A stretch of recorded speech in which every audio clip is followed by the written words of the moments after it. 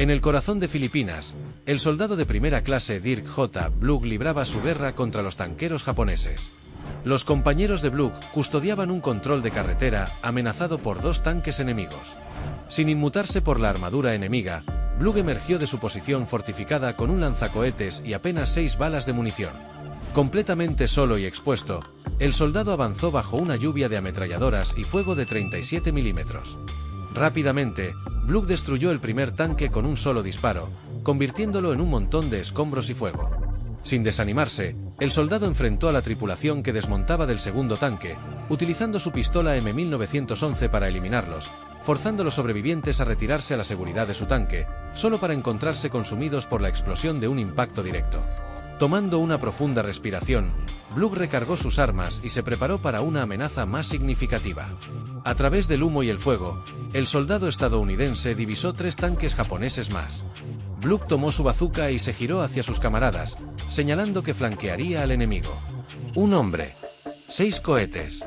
5 tanques. Blug sonrió. Las probabilidades estaban a su favor. El Imperio de Japón emprendió una agresiva expansión militar a principios del siglo XX, durante las secuelas de la Primera Guerra Mundial. Poco a poco, pero de manera constante, el ejército japonés marchó por Asia con impunidad, conquistando nuevos territorios en nombre del emperador. Las tensiones entre Japón y los Estados Unidos aumentaron rápidamente debido a esta expansión agresiva. Las relaciones diplomáticas finalmente se rompieron el 7 de diciembre de 1941, tras el inesperado ataque a Pearl Harbor. En menos de 10 horas después de la destrucción de Pearl Harbor, la guerra descendió sobre Filipinas. La ofensiva japonesa trajo consigo una ola de horror entre la población local. Sin embargo, el control de Japón sobre Filipinas flaqueó. Solo 12 de sus 48 provincias se rindieron ante el dominio imperial. Una vez una joya en las Indias Orientales españolas, y posteriormente bajo control estadounidense tras la Guerra Hispano-Estadounidense de 1898, Filipinas quedó indefensa ante Japón. A medida que las colonias asiáticas europeas caían bajo Japón, los Estados Unidos comenzaron a reforzar sus fuerzas militares en este archipiélago. Hong Kong, Singapur, Birmania, Malasia y las Indias Orientales neerlandesas cayeron como fichas de dominó, y ahora era el turno de Filipinas. América sabía que la guerra con Japón era inevitable y había concebido el Plan de Guerra Naranja en 1906 para preservar Filipinas de la ocupación japonesa. El plan contemplaba más de 40.000 soldados en el archipiélago para sostenerlo contra el imperio.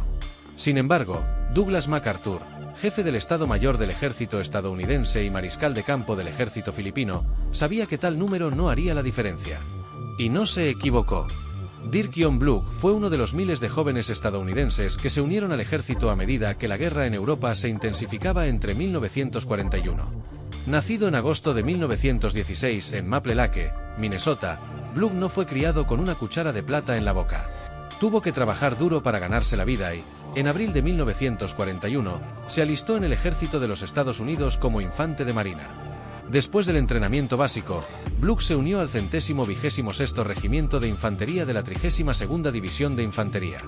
Para mayo de 1942, era soldado de primera clase y fue enviado al Pacífico para luchar contra los japoneses. En este punto, el general MacArthur ya había dejado Filipinas en marzo de 1942 después de que los japoneses invadieran la isla y subyugaran la guarnición estadounidense. Ubicado en el campamento Sandy Creek de Australia, justo más allá de los bordes de Adelaida, el 126º Regimiento de Caballería de Blug fue convocado para combate en septiembre. Los hombres partieron hacia Port Moresby en Nueva Guinea, encargados de establecer un campo base estadounidense. Pero en octubre, el regimiento de Blug fue arrojado al caos de las cordilleras Owen Stanley a través de los senderos Kappa Kappa y Kokoda. No encontraron a los japoneses derrotados, sino el calor implacable de la jungla y sus peligros. Durante la implacable temporada de lluvias, los soldados estadounidenses lucharon contra la disentería, el tifus, la malaria, el dengue y el pie de trinchera. El batallón fantasma descendió de las montañas después de una miserable prueba de 42 días. Fueron reducidos a los supervivientes espectrales de una de las marchas más angustiosas en la historia militar estadounidense. Para cuando emergieron del sendero Kokoda, los australianos ya habían atendido a los japoneses en retirada. El indomable 126º recibió apenas una semana de descanso y fue lanzado a la batalla de Bunagona. De los 131 oficiales y 3.040 de personal alistado, solo 32 oficiales y 579 individuos alistados sobrevivieron a la batalla. Blug se encontraba entre los sobrevivientes, listo para atacar a los japoneses en la conquista de la campaña del oeste de Nueva Guinea en abril de 1944.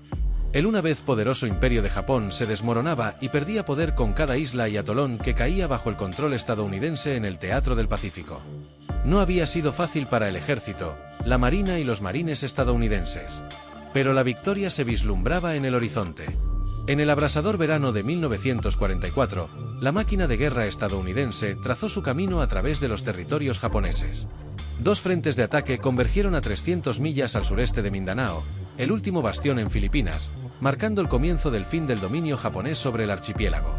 El almirante Chester W. Nimitz lideró una serie de triunfos de salto de isla en el Pacífico Central a través de las Gilbert, las Marshall y las Caroline. Simultáneamente, al sur, el general Douglas MacArthur y sus tropas terrestres recuperaron las Islas Salomón, Nueva Guinea y sus islas periféricas, cortando los intentos japoneses de mantener Rabaul. Estas victorias, como retumbantes tambores, resonaron dentro del perímetro defensivo interno del Imperio japonés. Las tropas estadounidenses mantuvieron el impulso, reclamando las Marianas, las Palaus y Morotai.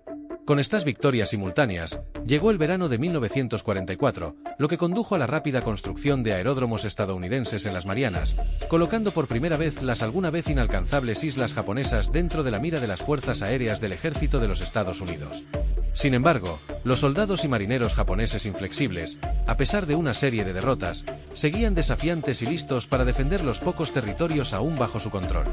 A medida que la campaña del Pacífico se acercaba a su punto culminante, el ejército estadounidense aún enfrentaba las fortalezas japonesas de Filipinas, Formosa y Okinawa. El 20 de octubre de 1944, la Marina de los Estados Unidos desató la potencia de 4 divisiones del Sexto Ejército sobre las costas de Leyte. Mientras las lanchas de desembarco se acercaban a las costas para establecer una cabeza de playa, los defensores japoneses, sin inmutarse por los enfrentamientos aéreos anteriores, se prepararon para un choque, con sus miras de ametralladora y artillería fijas en las tropas estadounidenses que se aproximaban. En medio del caos, el USS Sangamon y otras embarcaciones fueron dañadas por ataques de represalia japoneses, pero los desembarcos continuaron. El espíritu incansable del general Douglas MacArthur inspiró a los soldados y a la guerrilla filipina tras declarar por radio: «Pueblo de Filipinas, he regresado. Por la gracia de Dios Todopoderoso, nuestras fuerzas están de nuevo en suelo filipino». Con un mensaje heroico resonando a través de las olas, el general experimentado declaró su triunfante regreso a Filipinas, contrastando marcadamente con su ingloriosa partida durante los oscuros días de 1942. Esta vez, una derrota decisiva haría que los japoneses huyeran. Para los comandantes del ejército imperial, Leyte era la piedra angular. Su pérdida desentrañaría el resto de Filipinas. Ahora convertido en un campo de batalla, el mar fue testigo de la tormenta que se gestaba en la batalla del Golfo de Leyte, la batalla naval más desafiante, grande y multifacética de la guerra. Los enfrentamientos despiadados y violentos tomaron forma rápidamente. Mientras Blug y sus compañeros infantes desembarcaban en suelo filipino, los buques de guerra japoneses zarparon en un intento desesperado de repeler a la Marina de los Estados Unidos con toda la fuerza letal que pudieron reunir. El infierno se desató entre atacantes y defensores en el aire, el mar y el suelo. A pesar de la tenacidad de los japoneses, el Sexto Ejército avanzó a través del territorio enemigo sin impedimentos, moviéndose 2 millas tierra adentro y capturando el estrecho de Panaon. Para prevenir contraataques japoneses, los 5º y 12º regimientos de caballería y la 1ª brigada de caballería establecieron posiciones de bloqueo alrededor de Leyte, donde el general MacArthur había llegado para restablecer el orden civil. Un mes después, el 15 de diciembre, Blug y su unidad custodiaban un control de carretera en el distrito de Limón cerca de la ciudad de Ormoc. Los japoneses estaban en plena retirada, o eso creían. Entonces llegó el rugido de los motores. Los soldados asumieron posiciones de combate. De repente, 2 tanques japoneses aparecieron de la nada y corrieron hacia la posición de Blug, abriendo fuego con sus cañones principales y ametralladoras. Los hombres se agacharon para cubrirse mientras Blug corría para agarrar una bazuca cercana y 6 balas. Si quieres saber cómo continúa esta historia, síguenos.